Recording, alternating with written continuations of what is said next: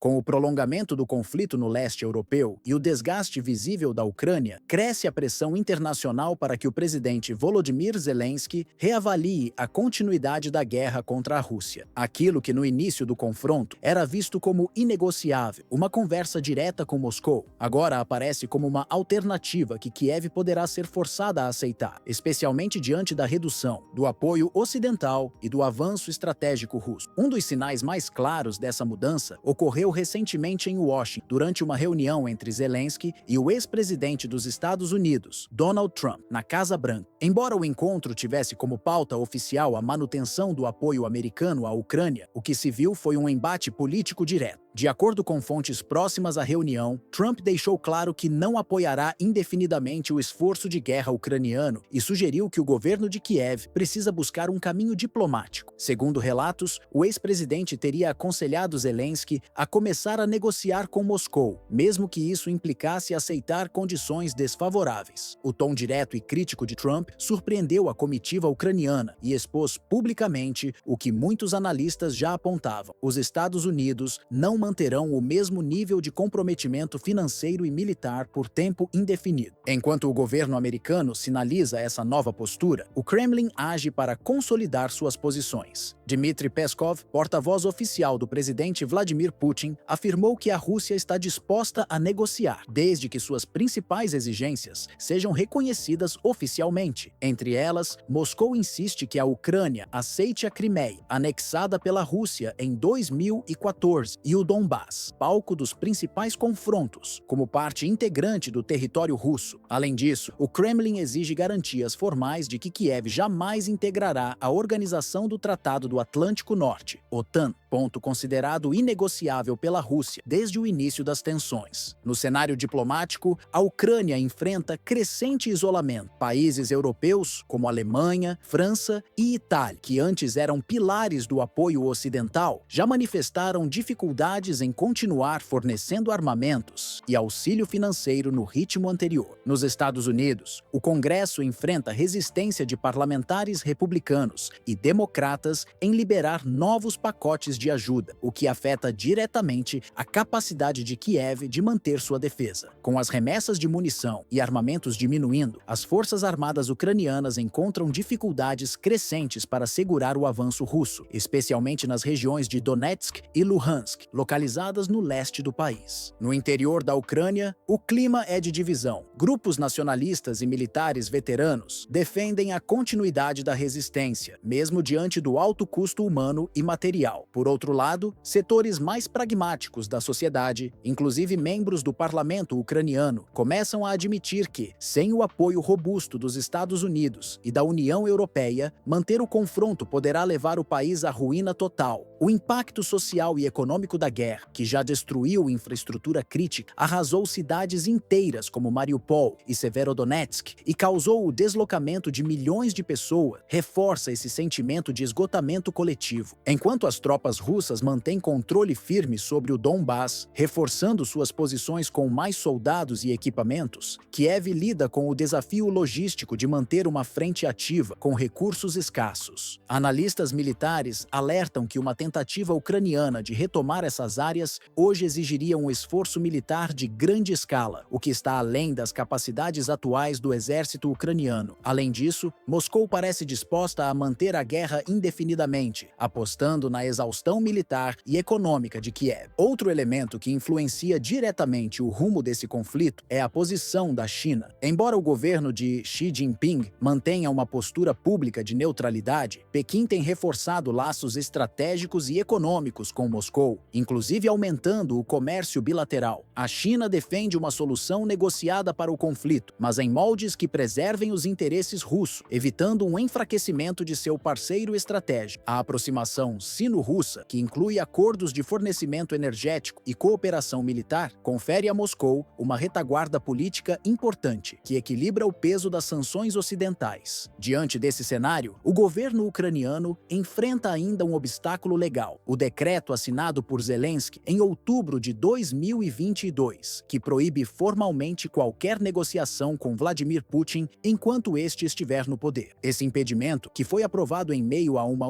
ofensiva russa ainda está em vigor, dificultando a abertura oficial de um canal de diálogo. Contudo, informações de bastidores sugerem que Kiev estaria buscando formas de contornar essa restrição. Há relatos de que Zelensky teria enviado uma carta a Trump, manifestando disposição para considerar uma solução pacífica, o que indicaria uma mudança de postura diante da pressão internacional. As recentes críticas públicas de Trump à condução da guerra por parte de Zelensky reforçam o sentimento de que a Casa Branca não pretende manter o conflito em aberto por muito mais tempo. Nos círculos políticos de Washington, cresce a visão de que um acordo, mesmo com concessões à Rússia, seria uma saída menos custosa para os Estados Unidos, que já investiram dezenas de bilhões de dólares no apoio à Ucrânia. Enquanto o governo russo acompanha esse movimento, o Kremlin mantém firme suas exigências: reconhecimento da soberania russa sobre a Crimeia e o Donbass, e garantias de neutralidade da Ucrânia em relação à OTAN. Embora Kiev tenha recusado essas condições até agora, o enfraquecimento da ajuda ocidental pode transformar o impensável em inevitável. As consequências de um acordo imposto por Moscou seriam profundas e teriam efeitos muito além das fronteiras da Ucrânia. Caso a Rússia consiga o reconhecimento internacional das regiões que ocupa atualmente, incluindo a Crimeia, anexada desde 2014, e o Donbass, palco dos confrontos mais intensos, isso consolidaria a maior alteração de fronteiras na Europa desde a Segunda Guerra Mundial, rompendo com o princípio internacional de respeito à integridade territorial. Tal resultado representaria uma vitória geopolítica para o Kremlin, demonstrando que, mesmo diante de sanções ocidentais e isolamento diplomático, Moscou foi capaz de atingir seus objetivos territoriais por meio da força militar. Essa situação afetaria diretamente o equilíbrio de poder no leste europeu e teria implicações sérias para a segurança de países que compõem o chamado flanco leste da OTAN, como Polônia, Estônia, Letônia e Lituânia. Essas nações, que já convivem com a ameaça de movimentos militares russos em suas fronteiras, veriam suas preocupações amplificadas diante da perspectiva de que a Rússia, ao consolidar suas conquistas na Ucrânia, se sinta encorajada a pressionar outros vizinhos com demandas políticas ou até ameaças territoriais. Não à toa, Varsóvia, Tallinn, Riga e Vilnius têm reforçado seus contingentes militares e solicitado mais presença de tropas da OTAN em seus territórios, justamente por temerem que uma vitória russa na Ucrânia abra um precedente perigoso para futuras agressões. Além disso, o impacto para a Aliança Atlântica seria significativo. A OTAN, cuja razão de existir é garantir a segurança coletiva contra ameaças externas, veria sua estratégia de contenção à Rússia seriamente enfraquecida. Um eventual acordo favorável ao Kremlin poderia alimentar dúvidas entre os membros da aliança sobre a capacidade real do bloco de dissuadir Moscou de novas ações hostis. Também poderia gerar fissuras internas, já que alguns países defendem o endurecimento contra a Rússia, enquanto outros, desgastados economicamente, tendem a apoiar uma solução negociada, mesmo que à custa de concessões ucranianas. No cenário global, os efeitos não se limitariam à Europa. Um acordo que legitime conquistas militares russas poderia servir de incentivo para outras potências revisionistas. A China, por exemplo, que observa atentamente a evolução do conflito na Ucrânia, poderia interpretar tal desfecho como um sinal de fraqueza do Ocidente, o que teria implicações diretas para o Mar do Sul da China e para Taiwan.